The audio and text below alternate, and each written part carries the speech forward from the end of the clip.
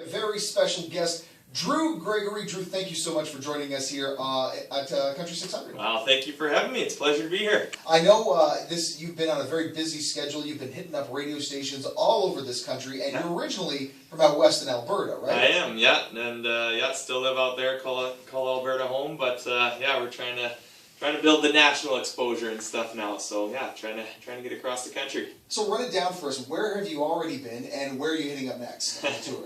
I've hit every part of the East Coast. We were out there last week, and then this week doing started off with Northern Ontario here, going down to Southern Ontario to end the week, and then next week kind of doing the east side of Toronto area kind of thing. So trying to hit every part of Ontario anyways, except the far north. There's not too much up there, but yeah. You got to tell me this: is there any other place that you've been to that has snow? Because I feel like North Bay is the only city that still has snow. We were just up in Sudbury, yeah, so there's a little up there still, but yeah. And I think back home, as soon as I left, it got to be, I think it was like 25 degrees back home, so I missed. I was trying to bring some of that warm weather out for you guys, but don't think it quite worked. Well, your warm personality is certainly warming things up around here. There you go. So we appreciate that Very for nice. sure. This is not your first rodeo, of course. As a matter of fact, you big-time award winner, ACMA Male Vocalist of the Year, the current reigning champion. Yeah. What was it like winning that, and how much, what did that mean for you to win that award? Oh, it was unbelievable. A bit of a surprise, I'll be honest. We had Brett Kissel and Clayton Bellamy in the category, and some other great Alberta artists, and really cool. You know, just to be voted on by peers and stuff, but. That's definitely helped out huge for us on this radio tour. I've even noticed with trying to build a national exposure. Just we're that kind of Alberta country artist now. It's kind of given us you know, a chance to get some national level where he's kind of that Canadian country artist rather than just that Alberta country artist. So that's kind of the next step, and that was a huge help in getting to that next step for sure. Not to take it down from Canadian down back to Alberta, but do you feel like there's a sort of like an intangible, an X factor that exists between all of you Alberta country artists? Because I find that there's something about guys like you, guys like Brett.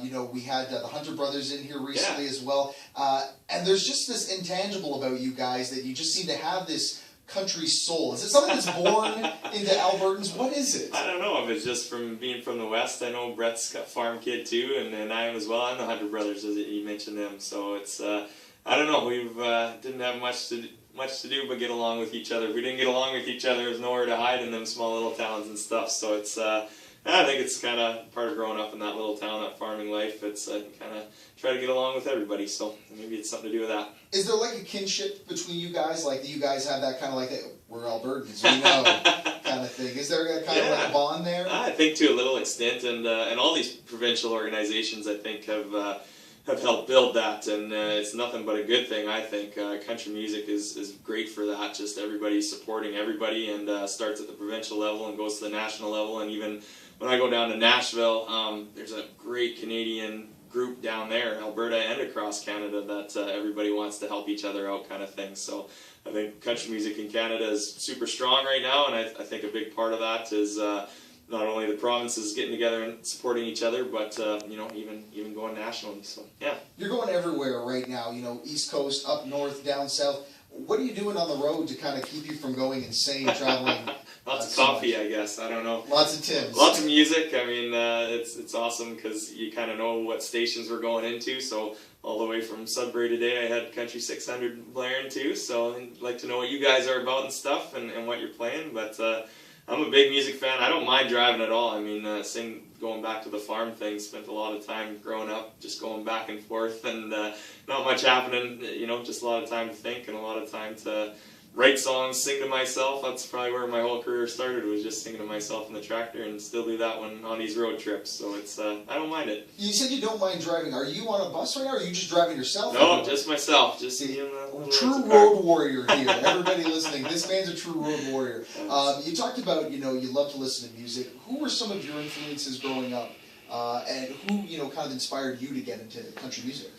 Growing up, I mean, mom and dad, neither of them play musical instruments, but just loved music, and so a lot of classic rock, of course, being in that era. Dad was a big Southern rock fan, so got a lot of Leonard Skinner's and Marshall Tucker and all that kind of stuff. It's big fan of those guys, and Steve Earle, I think, my voice has even taken on a bit of a Steve Earle edge to it, you might say. But yeah, I mean, love those guys, and then for the writing side of things, when I kind of started getting into songwriting and stuff, honestly, Eric Church's first album was kind of hit me. I thought, man, if he can kind of write songs about himself that hit me that way and make a career of it, maybe I can write some songs and stuff too. And needless to say, the first few probably were nowhere near his level of songwriting, but it's kind of growing. And like I said, with the trips to Nashville and stuff, you know, just keep working on the writing side of things too. So yeah, he was kind of an inspiration for me to really start this as a career.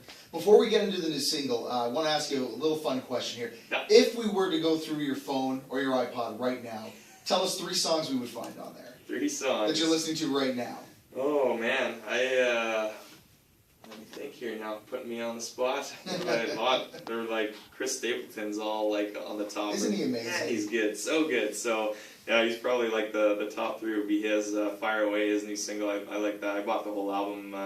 Actually, it was proud to say I got it. The band kind of got into him just before he won all those awards and stuff too. So it's you're going hipster on us, Drew. Yeah. I liked Chris Stapleton before he was cool. Else did. Yeah, exactly. Tell us about the new single. I mean, yeah. I was there. Great tune, great song. Where did it come from? What does it mean to you? This one, so I didn't write on this one. This was an outside pitch, but Matt Rogers and Ash Bauer wrote on it. Matt actually just had #1 in the States with We Went with Randy Houser there, so it was good to see good pedigree. Him do that. It's awesome, yeah, and he had some success with Wes Mack up here as well. But yeah, he's a fantastic writer, and this was an Olay pitch. It was actually the first song they pitched to me that day, and I said, as soon as I heard, I said, more of this, this is exactly what we're going for. So it's just kind of talks about how music can stop you dead in your tracks. Your song come on and just bring up a memory so strong that you just kind of stare at the wall and just, man, think about that. So it's and he talks about the memories that were brought up for him were, you know, the small town way of life kind of thing. And again, that part hit me too. So yeah, as soon as we heard the first little bit of this song, I knew I wanted to cut it, and it turned out fantastic. Well, when you get a chance to hear this song, I Was There, you're going to be one of those people saying, you know, more of this. Yeah. And as a matter of fact, Drew, you brought your guitar with you here today. Yeah. Would you mind playing the new track? I would love